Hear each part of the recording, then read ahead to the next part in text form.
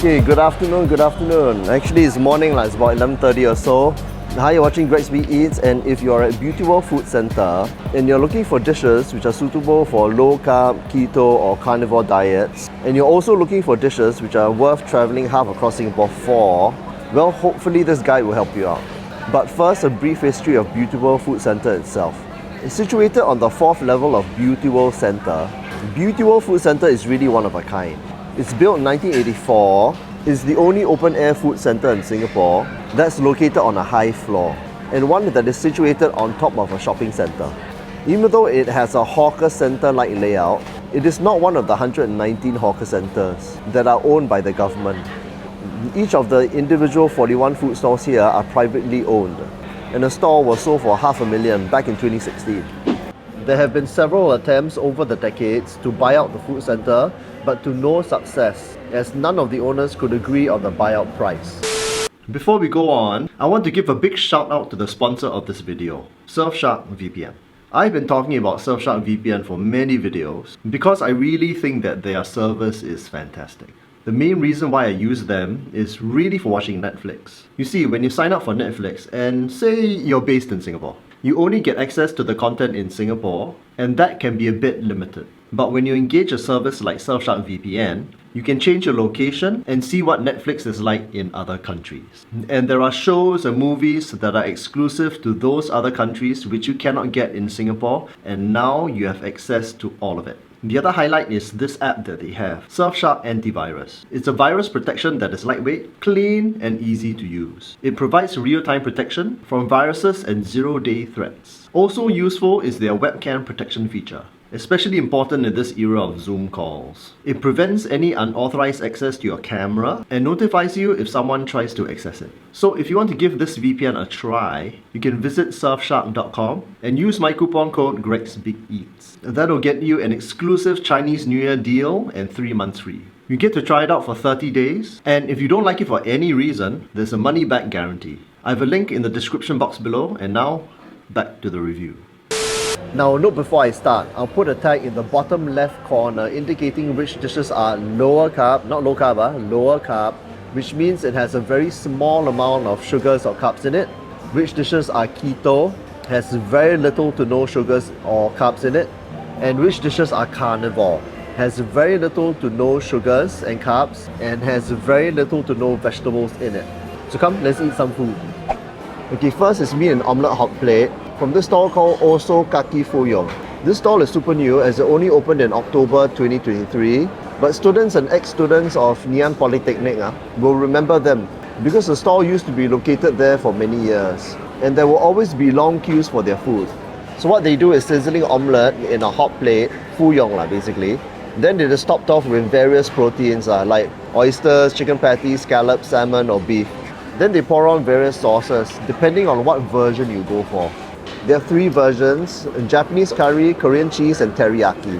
And their Japanese curry and Korean styles are not sweet, so you want to opt for that. And if you're on any sort of low carb diet, right, you want to obviously avoid the teriyaki version where they pour on this super sweet teriyaki sauce on top. All the versions come with rice, but it's on the side, so it's quite easy to eat low carb here. So what I have here is their curry beef fuyong with an additional side of miso soup with beef slices over here. The additional miso soup is an extra $150, and this total meal cost me $750. So trying some. So I got some omelette, got some sliced beef, a bit of curry. I see some spring onions on top, and I see some Japanese pickles on top.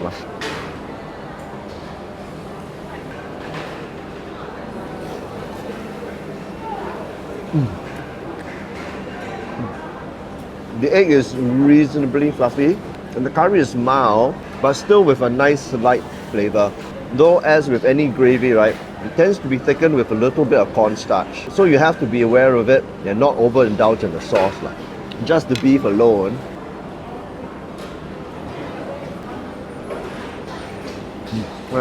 It's typical shabu shabu beef.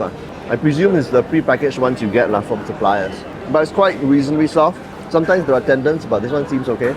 I mean, the beef slices are generally tender, but depending on the piece of meat, will have a bit of gristle in them. And the pickles, right? The pickles are essentially salty, so very little to no sweetness. Very nice. And the miso soup, you can choose either beef slices or salmon, and I have it here with beef slices. There you go, see?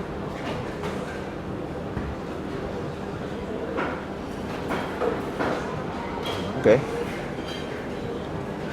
And it's fairly good.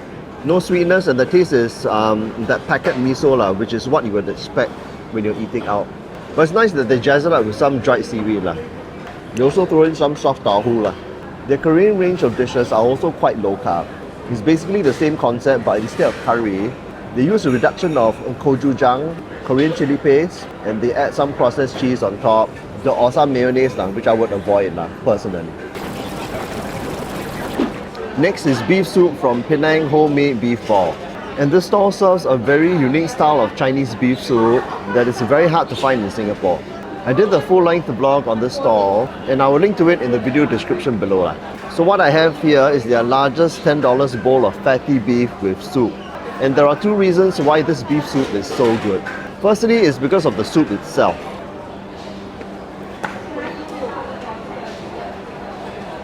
Ooh, hot. Ooh. No, very good. The stock is very clean, yet very tasty with a nice prominent beef flavor. And it's got salt notes and very light herb notes. Very nice. And it's very different from the usual beef soups that you get in Singapore, which is darker in color. And the flavor is more in your face. The other reason is that you can actually get fatty beef at this stall. And it is very hard to find fatty beef in Singapore, at the hawker level at least. This stall actually sells a variety of beef parts like tendons, beef balls and lean sliced beef. But they have this one part in particular, the brisket, which is wonderfully fatty. Just look at this. Quite amazingly fat lah, it's basically. Wow.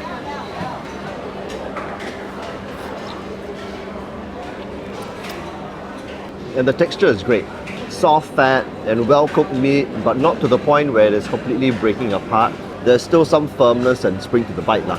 So whenever I come here, I ask them for $10 of brisket meat in soup, and I ask them not to put any bean sprouts, but to leave the chopped coriander in for some herb flavor.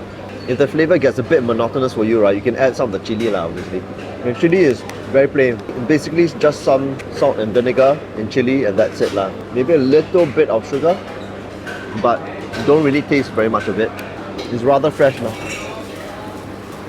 And it will lift the overall taste a bit. Okay, next is the seafood soup from Top 1 Homemade Noodle. The stall has been around since 1989, and there is always a constant queue here even before its opening time of 11 AM. Now Top 1 is super popular because their pan mian noodles is excellent, so almost all of their dishes are noodle based, unfortunately. However, they do have this one dish which is just their ingredients in their really good stock. Their fish maw seafood soup, which is what I have right here. And it costs $12. Yes, it is a little on the high side. First, the soup.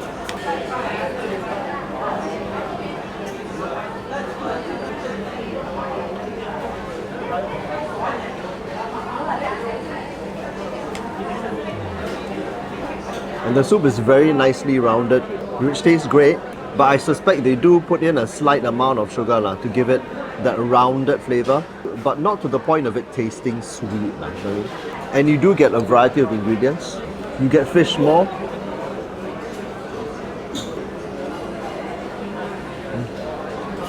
about 4 slices. You get some black mushrooms, you get some green veg, you get some crispy ikan bilis, you get some white fish. Fish about 5 slices or so. The white fish is not bad, maybe not as succulent as what you get from a good dedicated fish soup stall lah, you know, but still alright. You get some factory meatballs.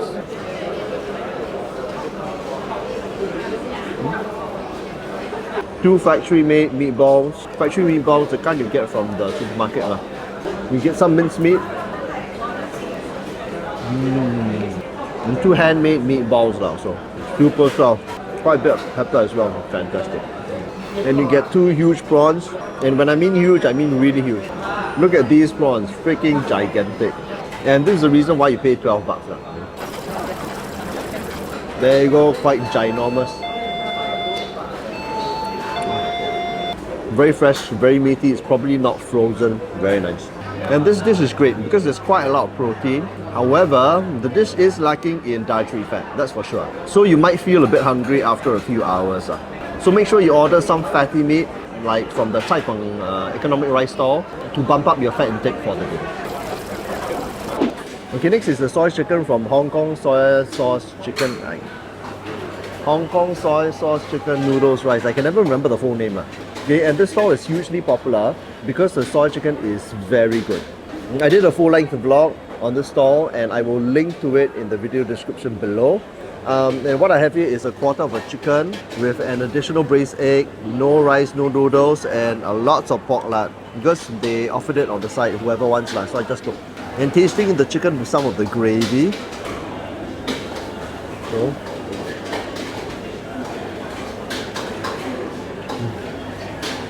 the gravy has a rounded shavenness with more than a hint of sweetness now, but not overly so. The gravy is pretty evidently sweet on its own, but if you eat it with chicken, it's alright. If you concentrate on the flavour of the gravy itself, right, you might notice a hint of Chinese rose wine. Apparently some of the ingredients that the stall uses is star anise, cloves, Sichuan peppercorns and light soy sauce. Again, most sauce reductions will use just a little bit of cornstarch to thicken up the gravy, so don't overindulge in it. Trying the meat. This is the factory chicken.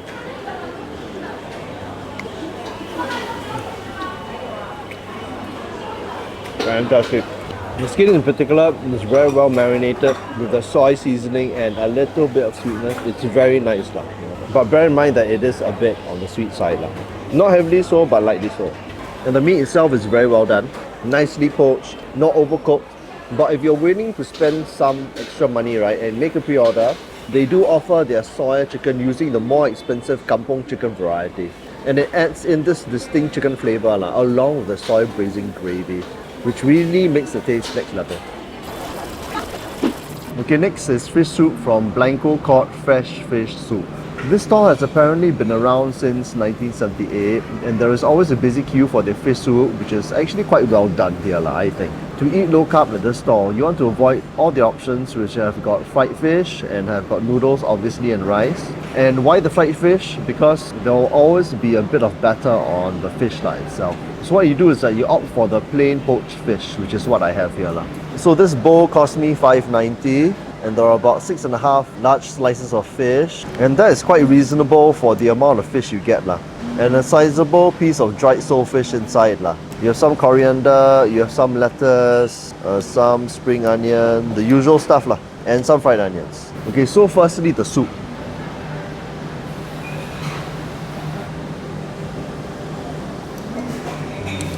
Oh, especially on a rainy day, this is fantastic. Okay, the broth is apparently a mix of chicken and fish bones. I mean, mixing animal and fish bones is actually very common for fish soup hawkers in Singapore, as it gives the soup a bigger flavour and in a natural way. And the broth is very nice, very honest bone flavours with just fish sauce, dried soulfish, salted vegetable flavourings to boost it, and that's it. This is what traditional fish soup hawkers normally use. Doesn't taste as though it's been enhanced with any sugar, which is great. And this is the fish.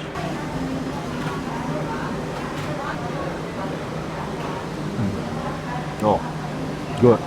Moist yet firm fish, and it's well seasoned, so you don't really need any additional soy sauce on the side. You can also taste the lovely fresh fish fat when you bite into the fish skin. As for veg, you get some lettuce. Okay, the only small downside is that they use lettuce instead of the more traditional tango vegetable, which would have enhanced the soup even more. It would have given the soup a slightly complex, bitter dimension to it. What lettuce gives you instead is kind of like a vegetable sweetness. It's just a matter of trade-offs, it's a different flavour. But it's quite common for fish soup hawkers to not use tango these days because it is a very perishable vegetable. One note is that there isn't much fat in this dish, so you need to order some fatty meat from another stall, like from the Economic Rice stall. Okay, next is Mala Xiang from Homestyle Mala Tang. Okay, so these days it's very common to see China-style Mala Xiang stalls at hawker centres, and it's a great option for low-carb eating. You get a wide range of vegetables and meats and tofu and egg and all that stuff, seafood too. And the quality of the stall tends to depend on the range of ingredients that you get and the quality of the soup bases and how the guy actually does the Xiang itself, you know. Whether if it's to your liking, whether if it's salty enough or not too salty, chili enough and all that stuff, you know.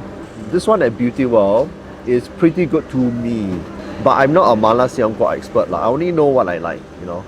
There's a decent range of raw ingredients, maybe not as extensive as some might like, but okay for a small food center like this. I got some sliced beef, some quail eggs, some luncheon meat, and I asked for Mala Xiang fragrant dry pot, that's what it means, and xiao la, small spiciness, and that cost me $12.90.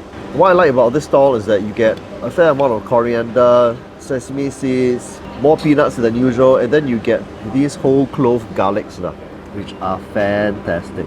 If you're a garlic fiend like me, right, so this will be up your alley. You know, barely see it. It's actually a bit raw inside, but very nice. So trying the beef. This is sliced beef.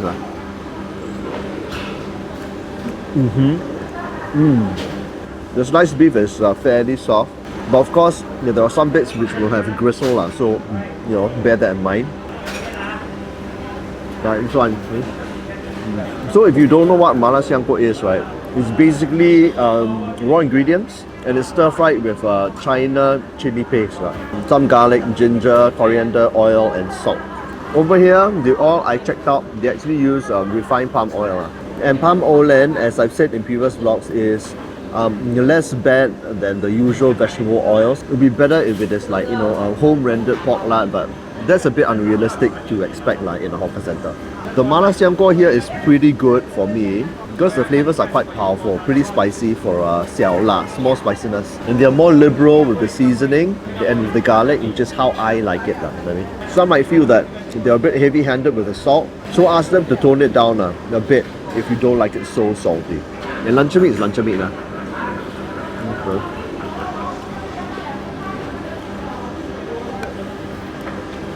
And the quail eggs are quail eggs, you know, they're already pre-packaged. You just put them in, you fry them a bit, and that's what you get. I got some of their peanut sauce at the side over here.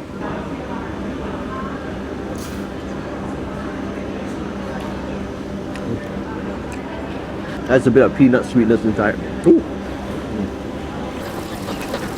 Oh, I forgot to add, there's also quite a few Sichuan peppercorns inside. And of course, they give you that wonderful numbing feeling. So this stall, they also sell soup versions.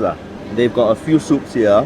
Collagen bone, mushroom soup, tom yum soup, mala soup, tomato soup, pickled vegetables. I've tried one or two of their soup bases and it's actually pretty good when it is spot on. The problem is that there has been one or two times where it has been not as good. So the standard is a little inconsistent. Hopefully that can be improved as time goes on. This stall is only 7 months old after all. Next are grilled meats and seafood from this stall called Char.B. This stall opened in the middle of 2022 and is manned by a 35-year-old chef. He basically does marinated grilled meats and seafood. The concept is sort of like a Western food hawker stall, but concentrating mainly on grilled items. So what I have here is basically a variety of grilled meats and some seafood for my lunch. Quite a lot of food, I know. Yeah. So I've got some barbecue prawns, I've got some pork belly over here, I've got some beef ribeye and some smoked duck. I tried ordering some raw oysters, but unfortunately they didn't have any. They don't have stock of all of their items all of the time, so you just need to ask them. All this costs $58, which is fair for what you get, but as a result it is actually one of the more expensive options at this food centre, or if not the most expensive option. So let me try first, tasting some beef, let's say. But okay.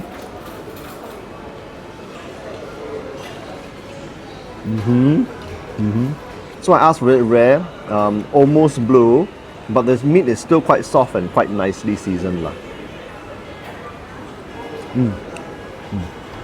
But the default is medium rare.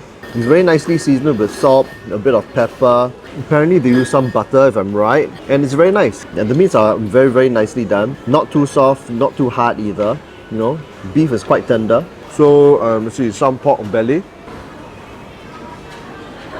Quite nicely char grilled, as you can see. It's got a very light marinade with a bit of tanginess, a very light amount of salt. My one gripe is that maybe it's a little bit undersalted, but that's for me. I tend to like it a little bit heavier salted lah on my foods. Nice meaty texture, not overly soft or anything, very nice. And this is the smoked duck. This is the kind of smoked duck which you get from suppliers lah. It's really pre-marinated, so you just throw it on the grill and slice it, and that's what you get. Over to win. As I said before, a factory made duck, doesn't have to be bad or anything. It's actually rather nice. The marination is very nice, enough salt notes, enough seasoning with just a hint of sugar inside so that it rounds out the flavor. Very nice. And of course the prawns, and this is the reason why you pay $58 lah. It's really because of these giant prawns. Oh. Okay, let's see.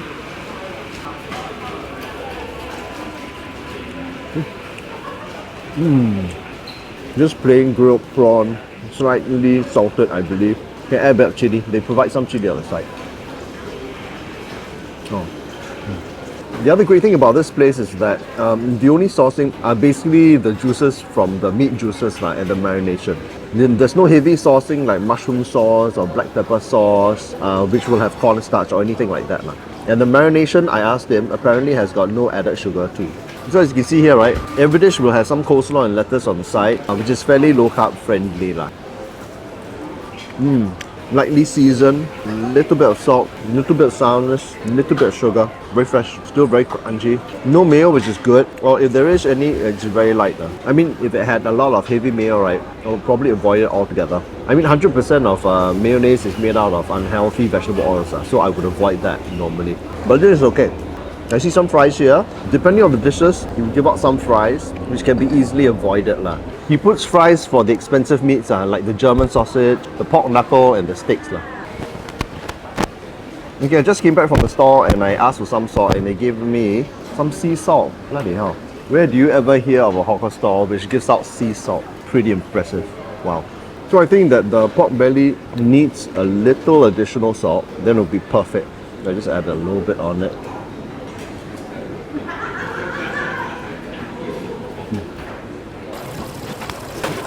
Okay, finally some economic rice from this popular stall called 28 Economic Rice. Okay, if you know the history of Beautiful Food Centre, or you've been a long time resident, many decades here, and you've been frequenting this hawker centre, right? Or rather food centre. The food centre used to have as many as 3 economic rice stalls, and all 3 were very popular. 2 of the stalls were staffed by elderly folk, as far as I can remember. And they have since retired, and now this is the only long time stall left. And the food here is cheap and good So what I have here, I've got some steamed egg with minced pork, and I've got some braised eggs over here, and I've got some meatballs over here. I've got some black pepper beef, 2 fried eggs, 1 luncheon meat, ikan bilis and peanuts, and 1 fried fish over here. And I ordered no rice. Now what I got are basically items which I would typically order at an economic rice stall. All these dishes are what I feel they are low carb friendly. And these are the dishes which are pretty good at this stall. That's what I feel. And best of all is actually the price. All this cost me $18.20, which is actually pretty reasonable for the amount of food we actually get. So I'm just going to try everything one by one so that you know what the quality is like. Okay, first I've got some steamed egg with minced pork.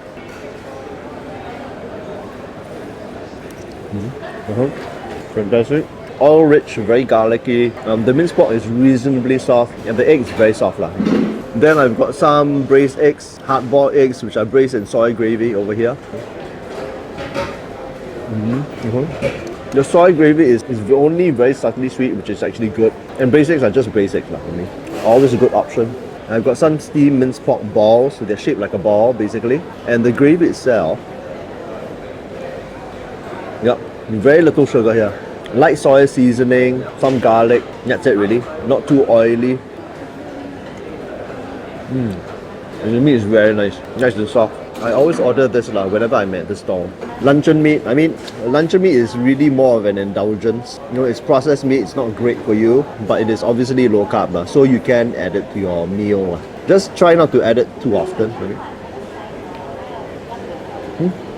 Fried egg is always a good option on a low carb diet. You know, it's fried in palm oil. Everything here is fried in palm oil. That's the nature of hawker centers. You know, you cannot change how the oil is. There are maybe a handful of stalls which actually fry in 100% pork lard, but that's really very rare. But fried egg, very good option. Fried fish, also another good option. It's just plain fried, maybe salted a bit. This is as clean as you're gonna get there at a hawker center. Oh, I forgot to add, it's actually fried with a bit of turmeric as well. Turmeric powder and salt. Ikan bilis and peanuts. Again, very, very plain, very nice. Always good on a low carb diet. Not as crispy today. Oh well. And then lastly, I ordered some black pepper beef. Now, black pepper beef can be a hit or miss. Sometimes they put a bit of starch, sometimes they put a bit of sugar.